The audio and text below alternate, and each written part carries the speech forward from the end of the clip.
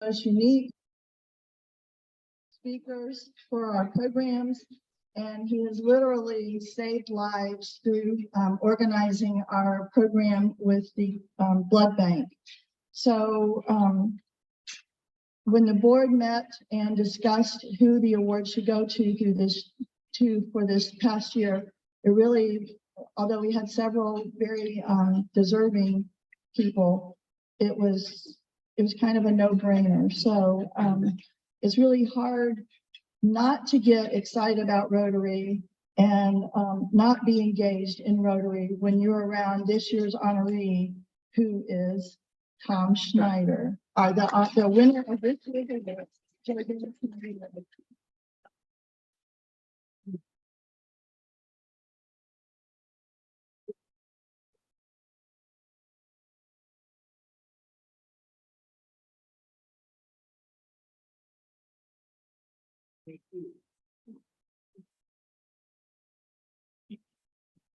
Thank you, past President Sean, and of course, thank you, Tom. We appreciate everything that you've done for the club.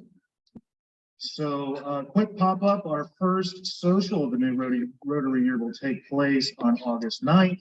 Details will follow. Please RSVP using the DAC-DB calendar.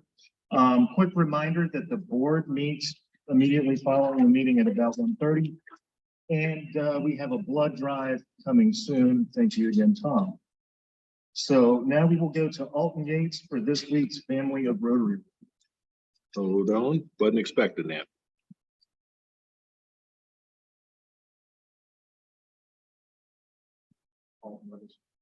He's with us. All we've got to do is get him to unmute. Really? I only have one birthday for this week.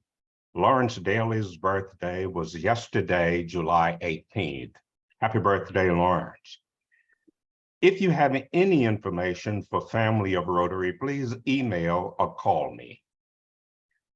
A little girl was at her first wedding and carefully observed the entire ceremony. When it ended, she asked her mother, "Why did the lady change her mind?" Her mother asked, "What do you mean?" "Well, she went down the aisles with one man and came back with another one." Mr. President, that concludes my report. Thank you all. Now I'd like to turn it over to William Milne, our Sergeant at Arms. Thank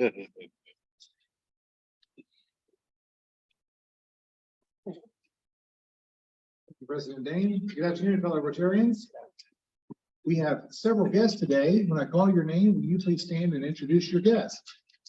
Tom Schneider is a guest with us. Yes, my guest today is Nancy, my wife. We're going to celebrate 39 years next week. Wonderful. And Nancy is also the Director of Development with Groundwork Jacksonville. Wonderful. Welcome. Josh Harrison is a guest. Good afternoon, everyone. I have with us for the second time Mr. Brian London. He's the publisher of Destination Marketing Today. It's a tourism and destination marketing research publication. Well, briefly, you have a guest?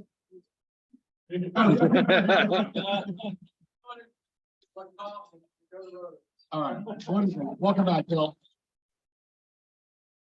Lee Davis, will you introduce your guest?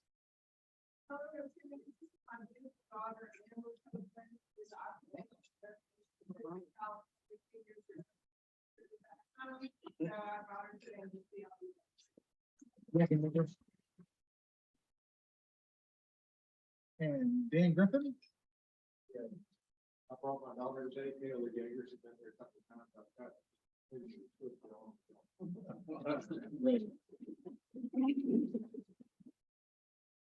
and from the Riverside Rotary, we have Mr. Kevin Cazell, who's here. Welcome, sir. Welcome. And for the fun fact about Rotary for today, the history of the Rotary's wheel emblem. A wheel has been the symbol of Rotary since our earliest days. The first design was made by Chicago Rotarian Montague Bear, an engraver who drew a simple wagon wheel with a few lines to show dust and motion. The wheel was said to illustrate civilization and movement. Most of the early clubs had some form of wagon wheel on their publications and their letterheads. Finally, in 1922, it was decided that all Rotary clubs should adopt a single design as the exclusive emblem of all Rotarians. Thus, in 1923, the present gear wheel with 24 cogs and 6 spokes was adopted by the Rotary International Association. A group of engineers advised that the geared wheel was mechanically unsound and would not work without a keyway in the center of the gear to attach it to a power shaft. So in 1923, the keyway was added and the design, which we now know, was formally adopted as the official Rotary International emblem. President Dane, that concludes my report. All right, thank you very much, Ryan. Now it's a pleasure to bring up Tim Johnson to introduce today's speaker.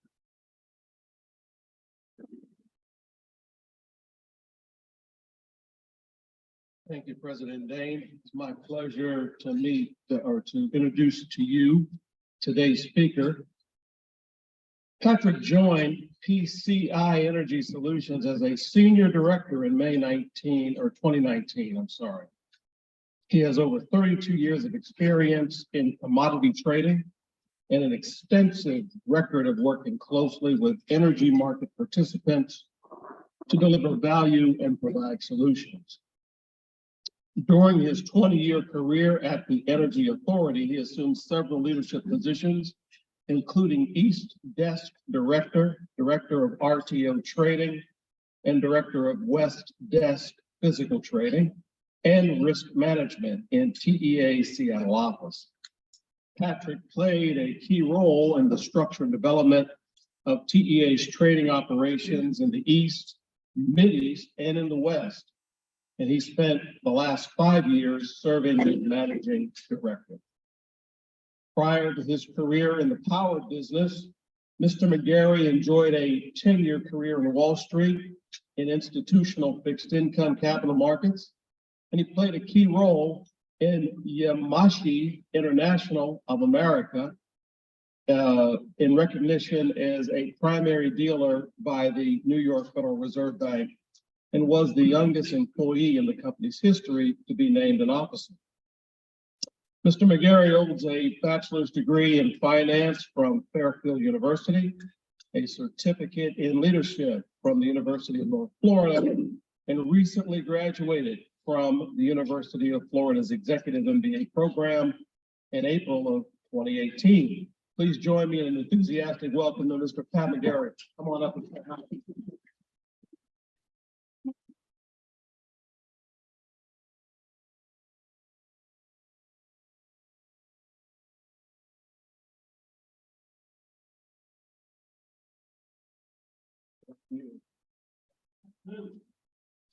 I don't think you're on.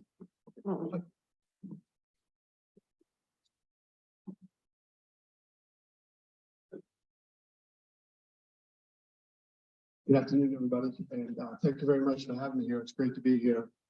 I walked in this room and I said, boy, I'm nervous because I might get distracted by this incredible view here. But I appreciate it. For the next 20-25 minutes, I'd like to talk about something that up until maybe a couple of years ago, there wouldn't be much talk about or much knowledge about, and that is our electric power grid. There's certainly a lot happening in the United States, in the planet, from the energy transition, and a lot of change coming in the markets, and it's impacting all of us. So I appreciate being here today. And you have your pointer is on the podium. Bottom button. And then you. That's okay. So just like on your monitor, that's the next one down. Then we're pointing to this machine. So today what I'd like to do is just cover a little bit, talk about some of the challenges in the power grid that we have right now, some of the grid basics. A lot of people do not understand. Our electric power grid is perhaps the biggest engineering marvel that we have in this country, and it's been the kernel of our economy for the last 250 years. It's really a thing of amazement. Not many folks understand it.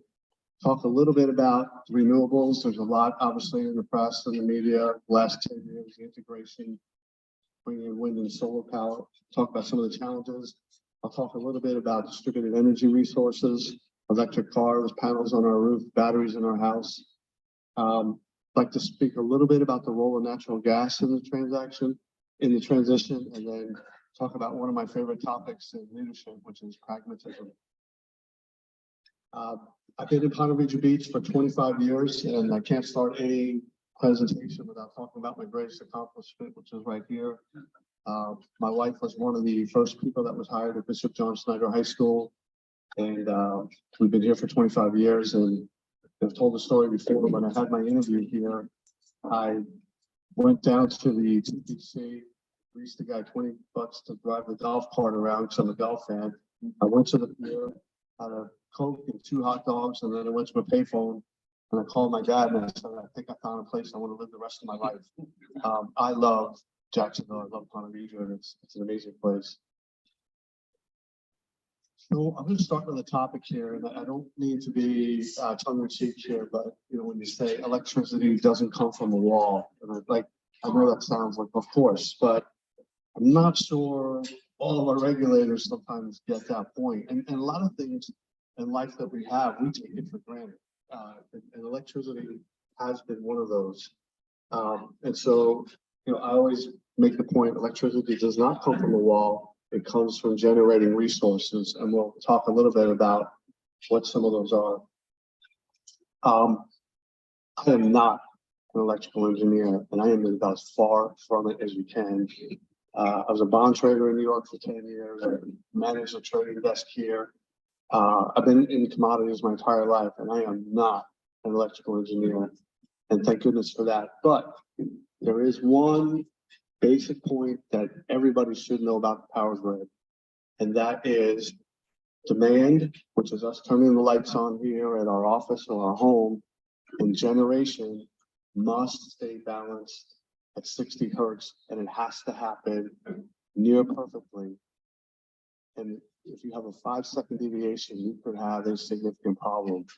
And that point I cannot emphasize enough, and most people don't understand it.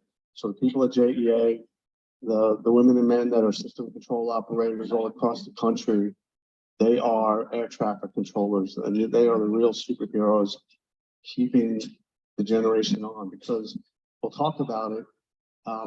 It only takes a matter of minutes for that balance to go out of whack before we have a significant problem. Does everybody here remember Winter Storm Uri in Texas a couple of years ago? People on their front lawn pulling down branches and making fires so they could stay warm.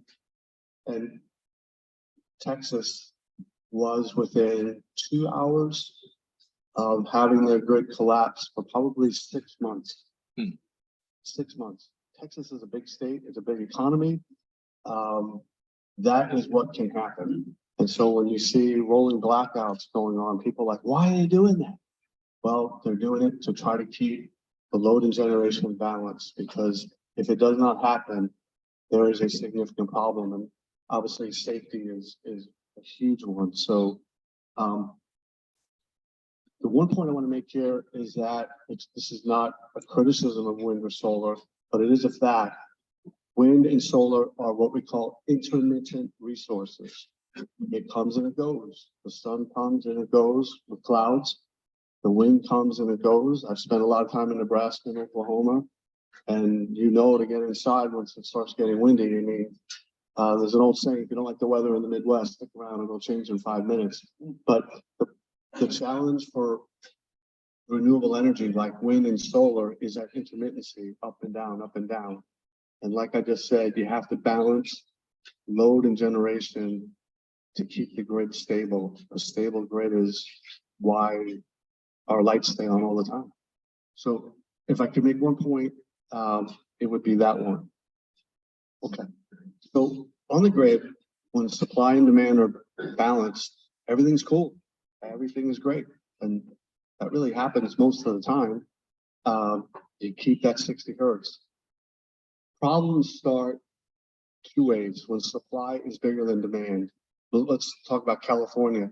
If you look at California, they went all in on solar panels, which is great, but they have so much solar panel, they have way too much.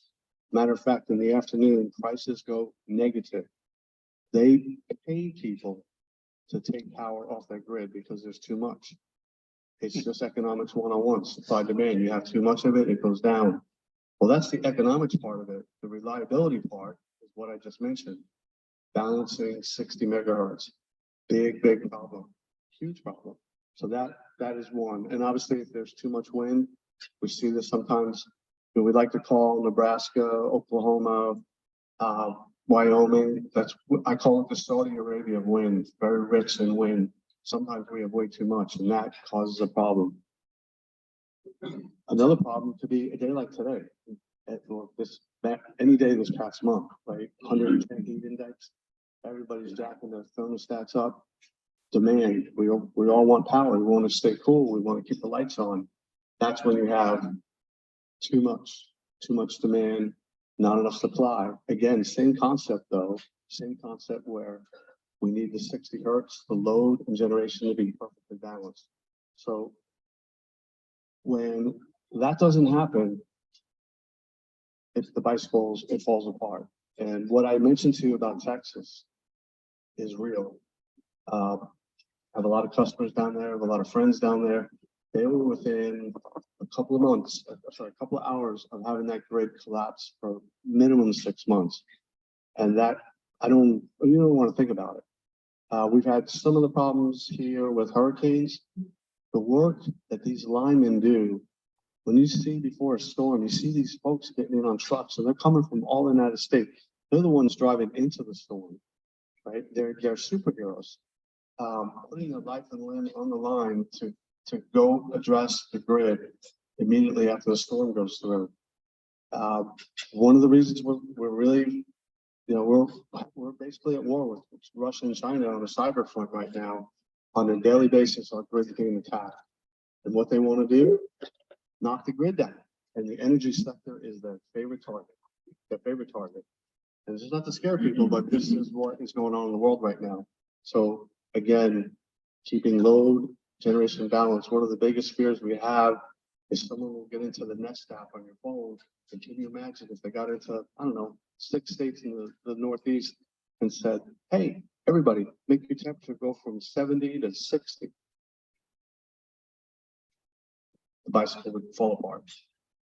All right. I'll try not to be doom and gloom here, but hey, everyone hears about the word energy transition, and I think everybody hears in business, we all know change is constant. It always happens. It's always going to happen. And you hear the word energy transition, but just keep in mind that from the planet's sake, energy transition can mean a lot of things to a lot of different people.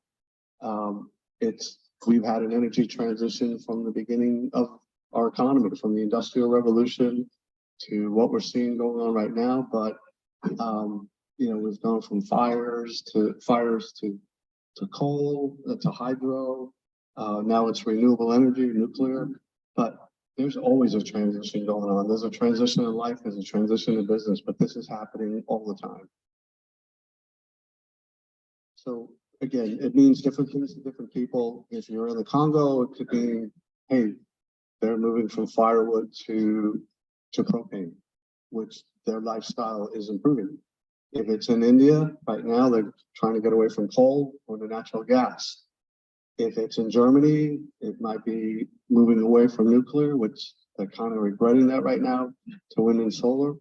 But for most, there are degrowth advocates. People are saying, hey, we need to use less power. So that's the energy transition, going from more to less. So it means when you hear energy transition, just remember that it means different things to different folks.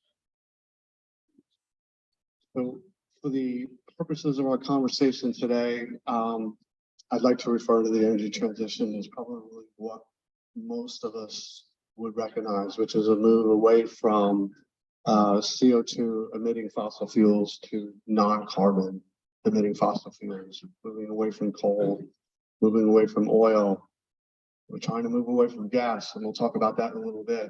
But when you talk about the energy transition in the United States, that is the common meaning there. So if you look at the United States today, and this is a government graph here, the energy consumption by fuel in 2021, and you've got natural gas as a third of the fuel that we use to make energy. Energy doesn't come from a wall, it comes from power plants. So you got natural gas, coal, it's only 11%.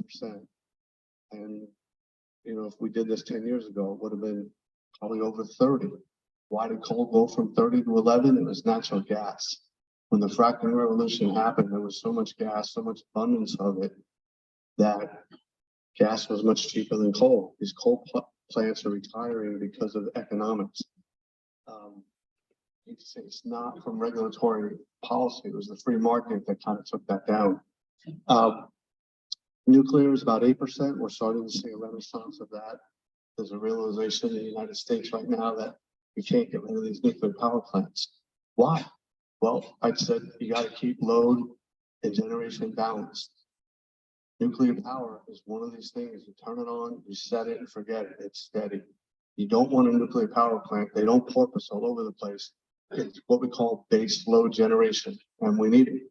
Oh, and it's not emitting carbons, so it fits what we want. Renewables are roughly 13%, and I got a little bit of a breakdown there. Solar 12, that's on the rise.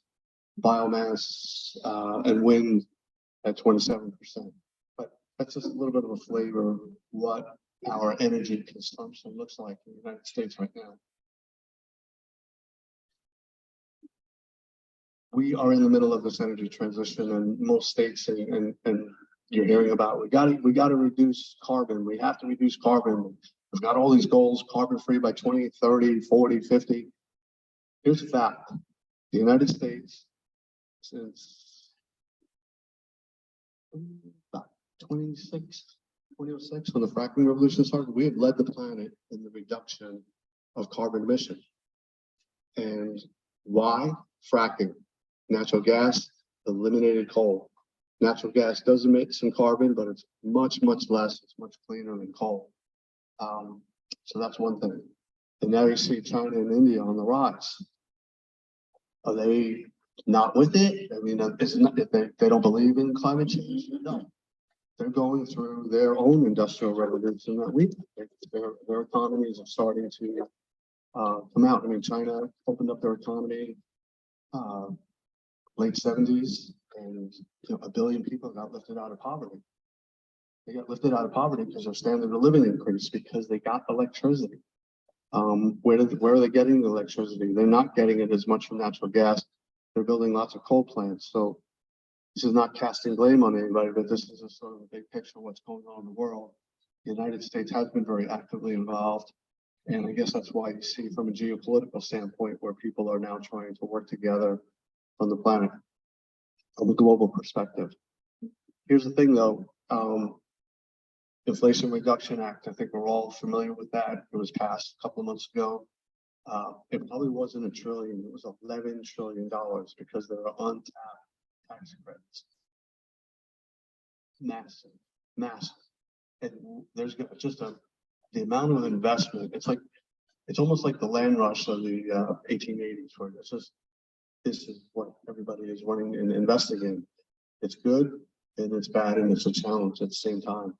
But there's no one, I haven't seen anyone that would dispute this. We are likely to have double the amount of renewable energy, and specifically wind and solar.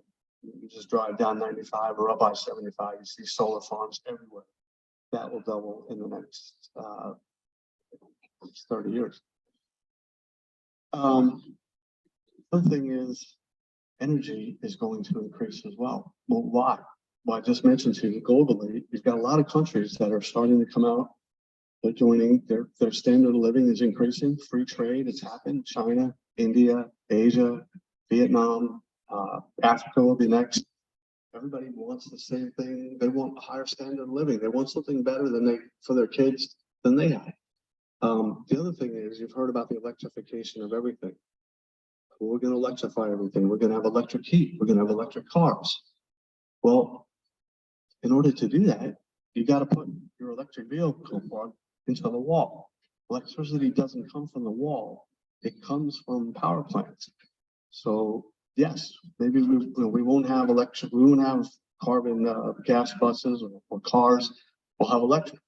So maybe we won't have gas or oil heating. We'll have electric. My point is this: when you electrify everything like we're doing, it increases the demand for electricity, and it will triple. It will triple by in the next 25 years. So it's just a kind of, you know, again, economics 101, increase demand, reduce supply, kind of put some pressure on power prices, and there's a lot of significance for that for businesses and the home. Here in our state of Florida, we look about, okay, let's see what our consumption is. And I think what you'll notice here that natural gas is 73%. So Florida is all in on gas. And you'd say, well, why is that? Well, we don't get a lot of wind here. I wish we had some wind today, but usually when the wind blows, it's not a really good thing, right? People are, you know, we get the weather guy on TV, it's not a good thing. So we don't have a lot of wind. Yes, Florida is the sunshine state. We also get a lot of humidity. We get a lot of clouds. So you get the solar going in and out. Well, I just said to you, we have to maintain 60 hertz. We don't do that. It's a big problem. So the one thing about natural gas, and if there's a takeaway point today, when you have intermittency like that with the wind and solar where it's all over the place, you can't take a coal plant and jack it up really fast. You can't take a nuclear power plant and jack it up. The only thing that responds, the only two resources that respond very quickly for a system operator is natural gas, where you flick your hand, you can move a gas plant up really quick, you can move it up down. Natural gas is the best friend that renewable energy has. You can also do that with hydropower, which we don't really have a lot of here in Florida.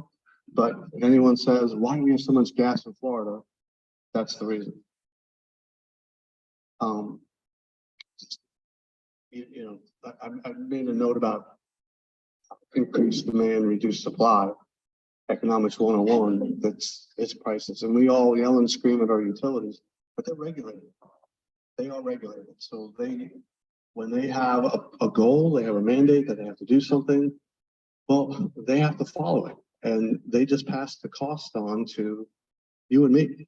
So one of my old friends had an expression, the load always pays. The load does always pay. The utilities, just so you know, they're the ones that build the power plants, the lines, they serve the customers. We have something called public utility commissions. They're the ones that set the rate. They're the ones that have to approve what I call an integrated resource plan. What's that? That's the plan where the utility says, this is what my portfolio will look like for the next 20 years. Here's why I want to invest. Public utility commissions, they need to sign off on it.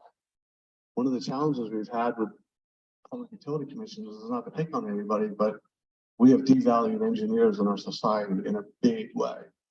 I think we have. And unfortunately, some of the folks that are on these commissions, they're not engineers, the political appointees, and they don't understand some of the dynamics that I just explained here. And so this becomes a bit of a problem.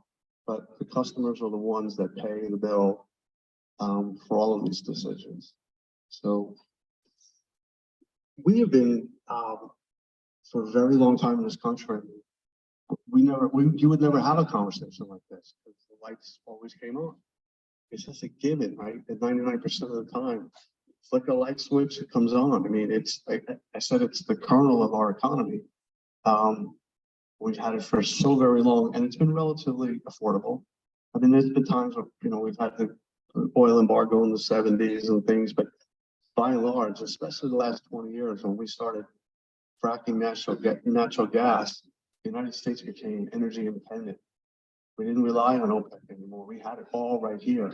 So that really crushed prices. So we've had two things in this country that are going away right now. We had zero interest rates and free money, and we had cheap natural gas. Those days are kind of coming to an end. And just one little point, it's like if we're not using the gas here, they can put them in LNG tankers and send it to Europe, which we're doing. And when the war in Ukraine happened and we had to take Russian oil and gas off the market, a third of the world's supply, hey, it's a commodity. People, it's going to flow towards the highest price.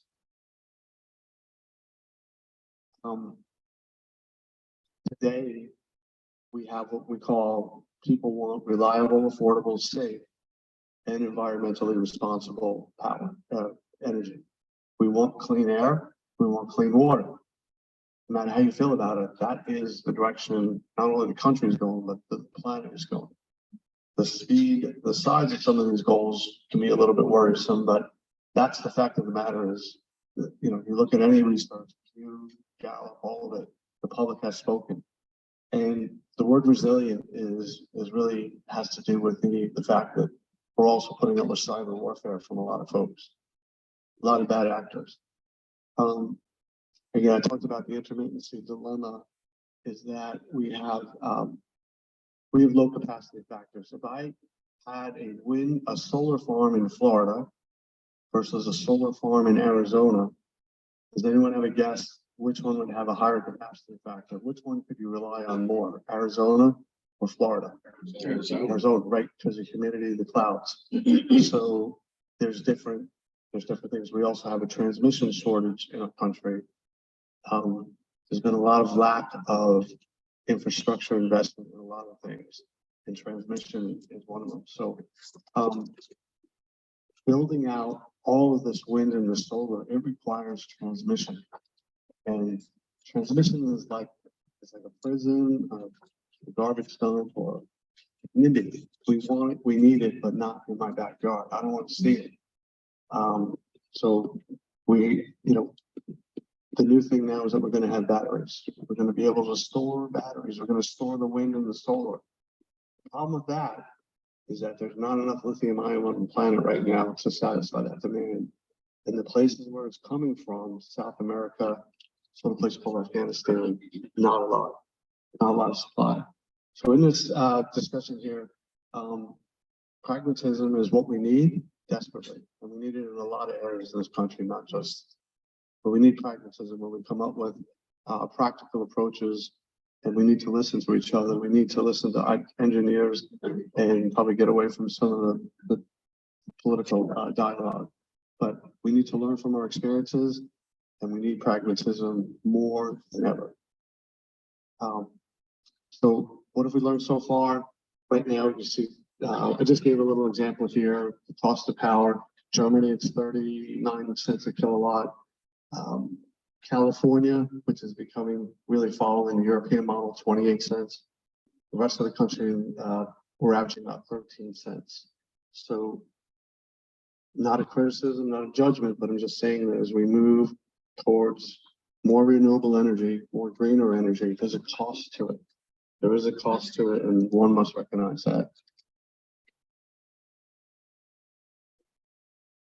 Okay, this is here, I just wanted to give an example here. This is yesterday's grid, and all I'm saying by yesterday's grid is you had a power plant, you had a utility. Power plant makes power, ships it out to the customer. What's going on today? Everybody's familiar with the term prosumer, what that is. So a consumer of electricity is like you and me. We turn on the light, we consume electricity. I'm a business. I turn on the mill, I consume electricity. What happens now? I got solar panels, I got batteries, I got all of this ding dang gadget. I want to send it out to the power grid. The grid was only meant to go one way. Now it's going two ways. Whole bunch of electrical engineer challenges to that. And we're learning to deal with that expensive. So, you hear about a smart grid, it comes with challenges for the utility.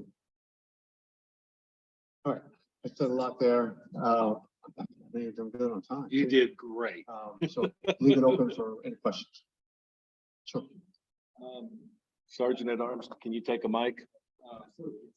Thank you for being here. This is, I think, really interesting stuff. I'm in the hotel industry, so we have a lot of people asking us for electric vehicles, stations. There's a high cost to that to the operator, and the consumer still has to pay. So I'm kind of not bought in your comments on lithium.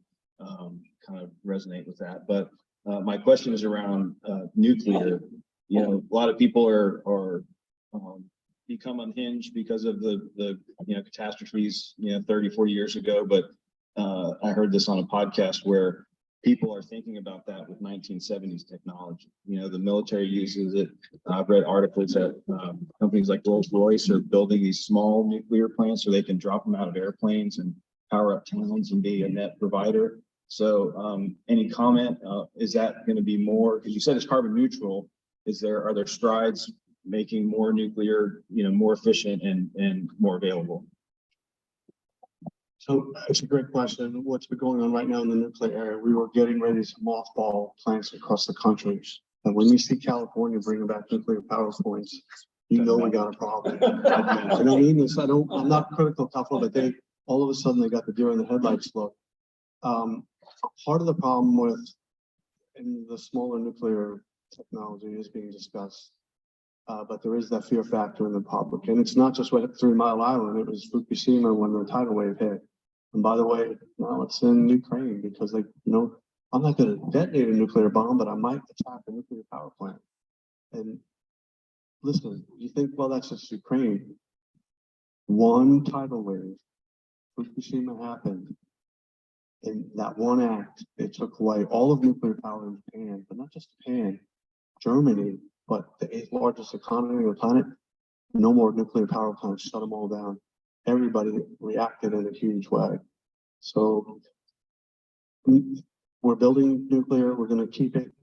The smaller part is still being discussed. I don't know what that'll be like, but the big one's coming back. You can count on it.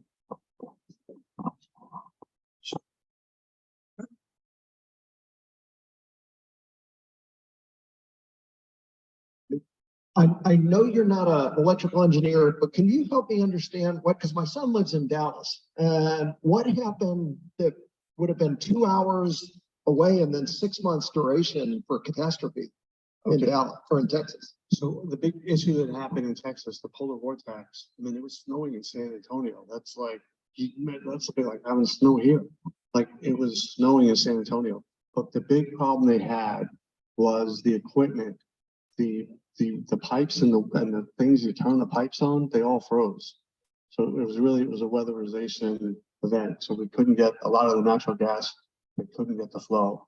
So the question about 6 months was when you have a significant event like that, we have like some power plants are working here, a little over here, and they're not in other areas, then you have to do the rolling blackouts to keep it from collapsing. When the grid collapses, and this is what we're worried about the most with the cyber, this is what the bad guys in Russia and China want.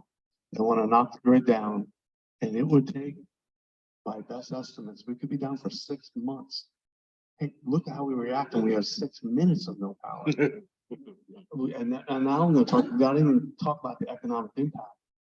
And that is why you're seeing a lot of companies, specifically in the Northwest, are becoming microgrids. I want a bubble. I want my own generation. I want my own backup. Well, that'll last for 8 hours, maybe. But 6 months that's not a fear thing. That was what was very close to that would have happened. Thanks. Hey, my wife and I most recently lived in Indianapolis before we moved to Jacksonville, and I had the opportunity to visit, I think it's MISO, Mid-Continent Independent System Operator, which I think coordinates the power transmission between like Alberta and Canada down to Louisiana and hits about 12 different states. I understand there's several of those across North America. How do those coordinate? What's their role in kind of keeping the power grid going the direction it needs to go? Great question. We have 7. California has CAISO. We have Southwest Power Pool, which goes from Montana down to Louisiana. We have MISO, the Mid-Con. We have ERCOT. ERCOT is Texas. They're special. They're not part of the federal power grid, so Lone Star State.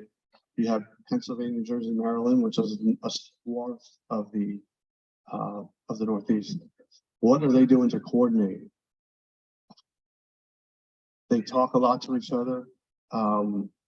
But these RTOs, as you call it, an RTO ISO, they have their own, they kind of bubble up when things happen. They do the best they can to help out their neighbors, but at the end of the day, it's a club. They got states, they got to take care of what they got to take care of. Those RTOs, that is the entity responsible for reliability. One of the biggest problems we've had is getting these people to talk to each other and work with each other. It's getting better, but it's not like any different than the FBI and CIA, right? You get, it's a power thing, right? Utilities engineers, they're really sacred people to me. They're like school teachers, military. They stand on a post and say, not on my watch. They're service-oriented people. Like my wife, guidance counselors. The problem with it is that the way the markets are set up, it's very hard for them to cooperate because you do one thing in Indianapolis, it could take out Columbus, Ohio, and knock it out. I mean, you just got to be very careful. I actually have two questions. One, I want to just follow up a little bit on Dr. Thornton's inquiry about the grid going down within 6 hours. When you say the grid going down, are we talking about the wires falling off of the transmission towers or the computers that run the whole system going down? I mean, what physically do you mean the grid's going to collapse? I mean, collapse means to me something falling down. Power lines melting, not being able to handle the load in the generation. It's the grid to me, the electrical grid. And the larger the transmission is what I'm referring to. Those lines that are out there. One of the most amazing things happen when we have a hurricane here. Like FPL, we've got these guys are men and women are superheroes. They put it back up in maybe a week. But that's because they have to shut it all down. But the catastrophic effect would have been the main grid, the transformers, those boxes that, again, I'm not the engineer, but you have power lines and you have transformers on the lines. And some of the key points, some of the main corridors, those transformers blow up. It takes a long time to get them back, get the parts, build them. I mean, we're not used to needing them for a state the size of Texas. And my just quick follow-up question is, there's been a lot of press and everything with our JEA about power plant Vogel, the nuclear plant up in Georgia. How do you see that coming online, and what effect is it going to have to the consumer, or will we not notice it? So the delay in Vogel happened because it affected a lot of folks. General Electric went bankrupt. And so the thing about a power plant project, when it gets delayed, the cost overruns are massive. But if you can take those cost overruns and put it to the side, and it's difficult. It was a great decision by JEA. It was a great decision by Southern Company. It was a great decision by the utilities in the Southeast. They knew that we needed to reduce, hey, the public has spoken, we want to reduce our emissions. And I explained to you, it's hard for us to do it with wind here, and it's really hard with solar. So the track record of nuclear power is excellent. That Vogel plant will run for 30, 40 years. It will provide necessary baseline power to help stabilize the grid. I think it was a great decision. I don't know that there was really another one. There's a lot of agendas out there. People say, well, I want more wind, I want more solar. Just keep in mind, you have to balance that. Natural gas you can turn on and off. But you also need what I call base load. Coal is gone forever. That's not coming back. But coal was a base load generation. Set it, forget it. That's gone.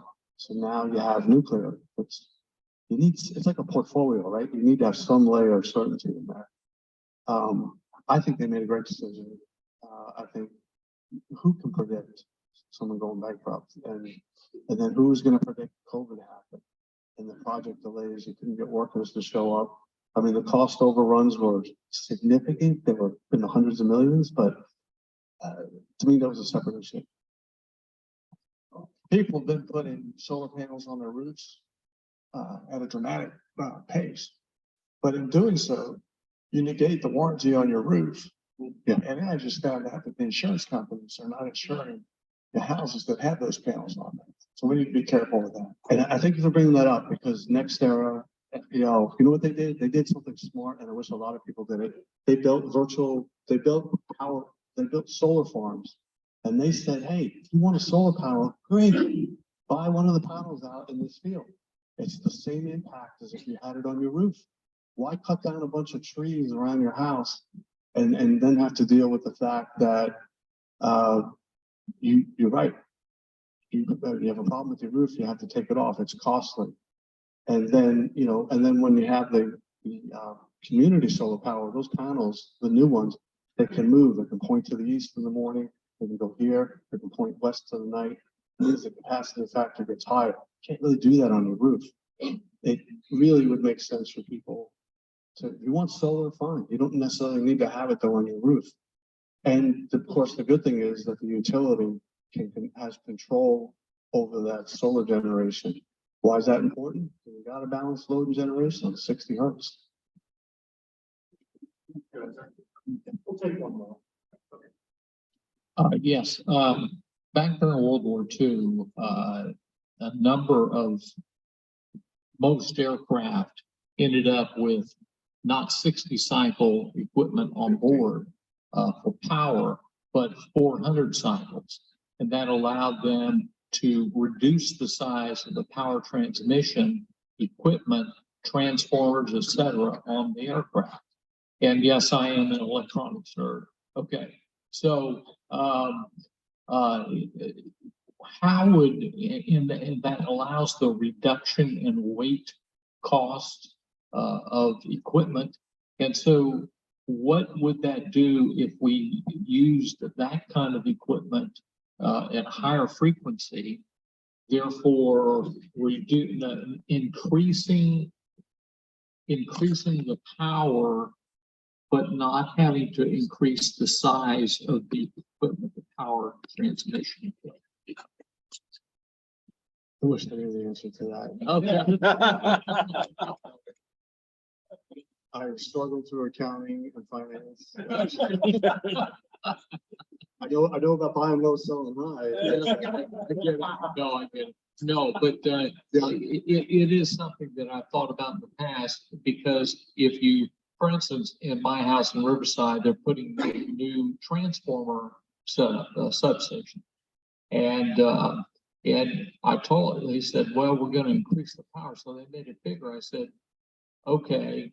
I said, these days, even with the same frequency, power frequency of 60 cycles, even with that, they're able to build things smaller and get the same power out of them.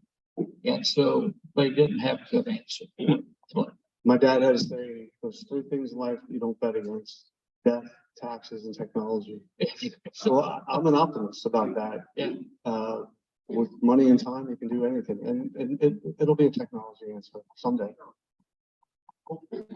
So just to, I vote for JEA, just to give you a little bit of peace of mind, for as far as cyber attacks go, every single employee at JEA is like on alert, tasked, tested. Like just yesterday, I was tested. I got an email and I'm looking at it and do I know this person?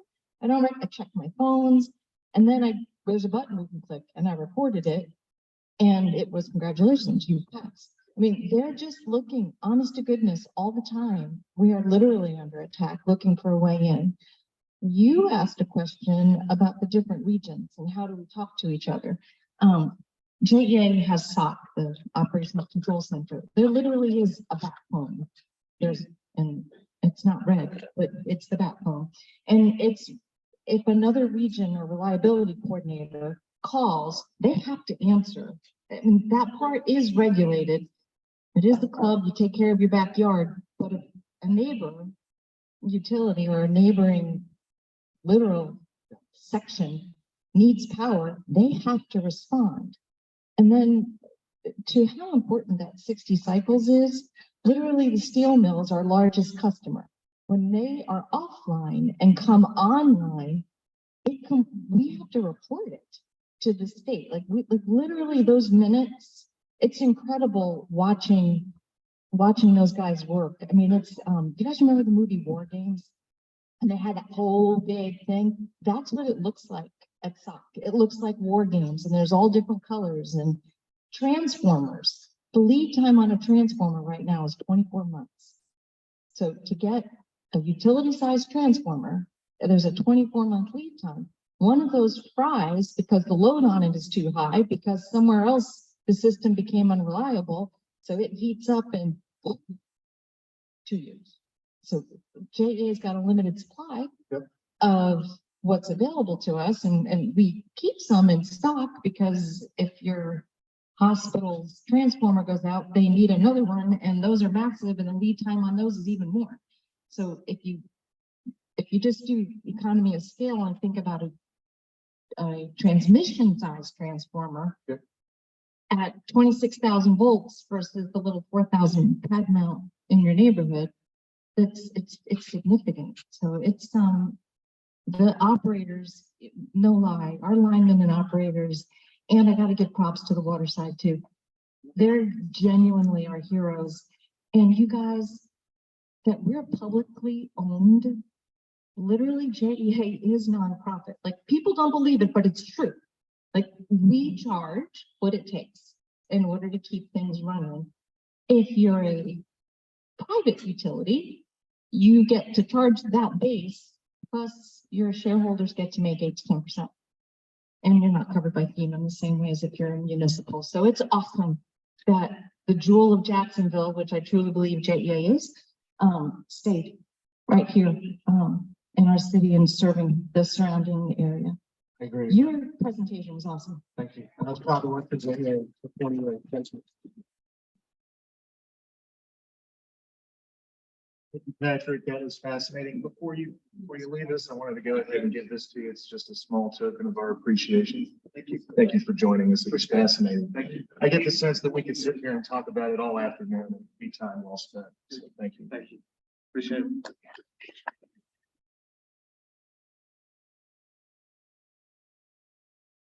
All right, so just a few reminders before we adjourn. Join us next week. Our speaker is going to be Dr. Lori Slivka. I believe I'm saying that right. She's going to be here to talk about Chat GPT and AI, which should be fascinating. And please make plans to join us on August 9th. It'll be our first social of the year. And again, remember to RSVP on the DAC-DB calendar. There will be a board meeting in 5 minutes. And Mark Eldridge is going to lead us in the 4-way test. Please stand and join me in the 4-way test of the things we think, say, or do. First, Is it the truth? second, third, Will be goodwill and better friendships, and fourth. will be beneficial to all concerned. Thank you for all of our guests and visiting Rotarians joining us today. Hope everybody has an excellent conclusion of their week.